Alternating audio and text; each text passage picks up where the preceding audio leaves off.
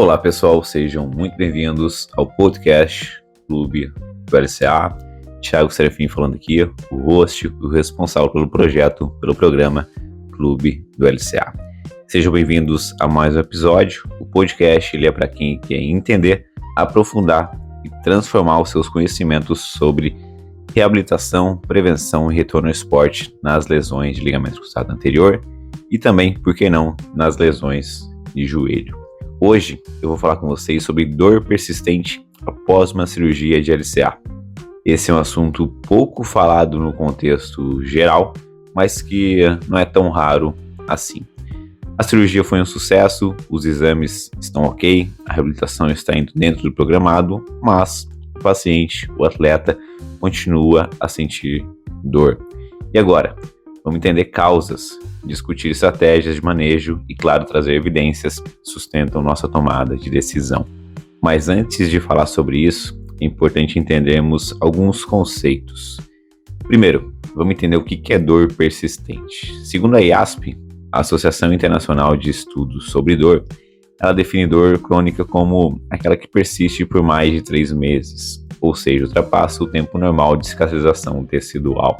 E no contexto pós-cirúrgico, isso não significa apenas dor constante, pode ser uma dor que interfere na progressão do tratamento, no ganho de mobilidade ou na carga funcional. Um estudo de 2016 mostrou que cerca de 30 a 40% dos pacientes relatam dor residual significativa, mesmo após 1 ano da cirurgia, o que mostra que esse problema não é tão raro assim.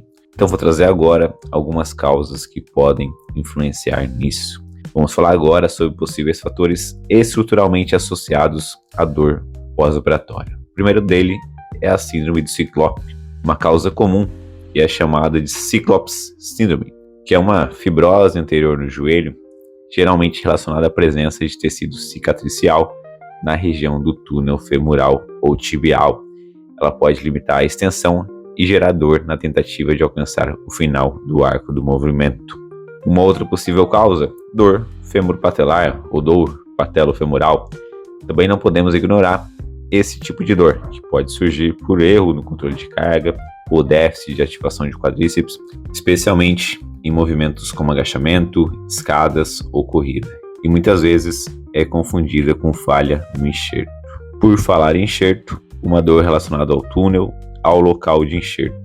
Os parafusos metálicos, às vezes mal posicionados, causam uma reação ao material do enxerto ou sobrecarga precoce do enxerto e podem gerar desconforto mecânico localizado, principalmente em atividades de maior demanda. Então esses são alguns fatores estruturais que podem estar causando essa dor. Mas também existem outros fatores, como fatores biopsicossociais. E esse tipo de fator, ele às vezes é um pouco mais complexo, porque a dor nem sempre tem uma causa mecânica específica. A dor persistente muitas vezes é multifatorial e envolve aspectos emocionais, cognitivos e comportamentais. O primeiro deles é a cinesiofobia. A cinesiofobia é o medo de se movimentar, o medo de que algum gesto possa ocasionar novamente dor ou gerar lesão. E alguns estudos, como o de Coronado e colaboradores em 2015, mostraram que pacientes com alto grau de cinesiofobia, ou seja, com esse medo de se movimentar, apresentam uma recuperação mais lenta e maiores níveis de dor. Esse, inclusive, é um objeto que eu estudo bastante dentro do meu doutorado e trago muitas estratégias para a gente reduzir a cinesiofobia pós-reconstrução do ligamento cruzado anterior. Não só no meu doutorado, mas aplico isso constantemente com meus pacientes presenciais e online. A catastrofização e a ansiedade também são fatores comuns. Um paciente que acredita que algo está errado no joelho, mesmo sem sinais clínicos relevantes, pode desenvolver um comportamento de evitação e hipervigilância e acaba alimentando muito mais a dor. É como se fizesse, naquele contexto, uma tempestade em um copo d'água. Essas são algumas alterações psicossociais em alguns pacientes pós-operatórios de ligamento cruzado anterior. E quais estratégias práticas a gente pode ter no manejo disso? A primeira é uma reavaliação completa. Antes de qualquer coisa, reavalie. Escute o paciente, faça um bom exame clínico, investigue padrões de movimentos, fraquezas, déficits e fatores contextuais.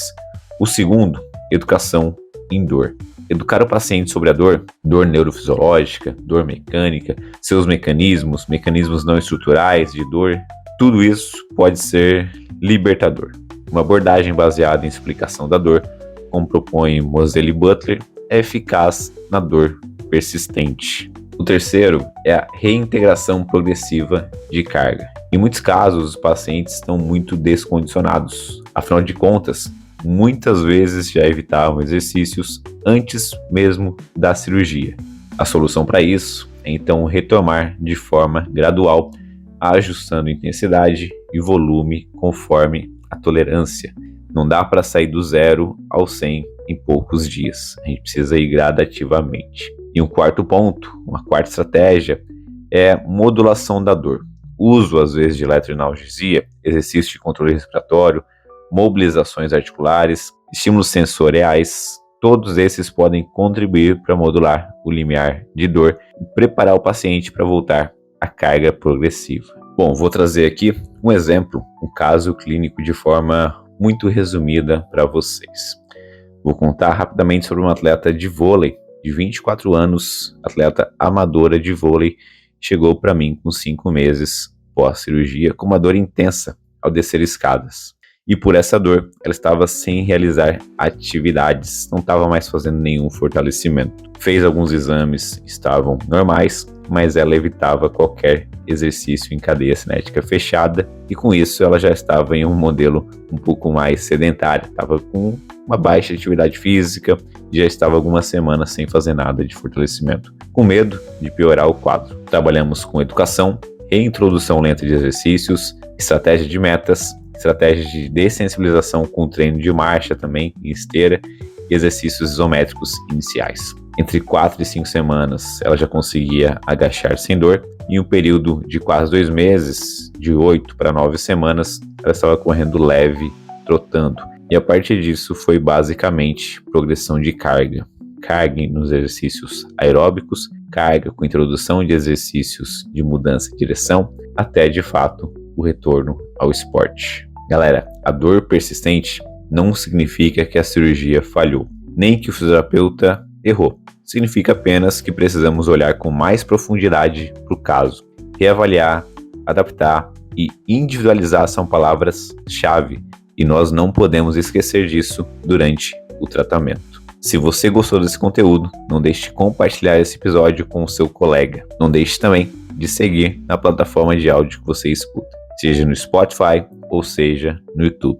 Acompanhe o Clube da LCA nas redes sociais e fique por dentro de tudo o que acontece por lá. Seja você um profissional da área, seja você um atleta. Nos vemos no próximo programa, nos vemos no próximo episódio. Tchau, tchau.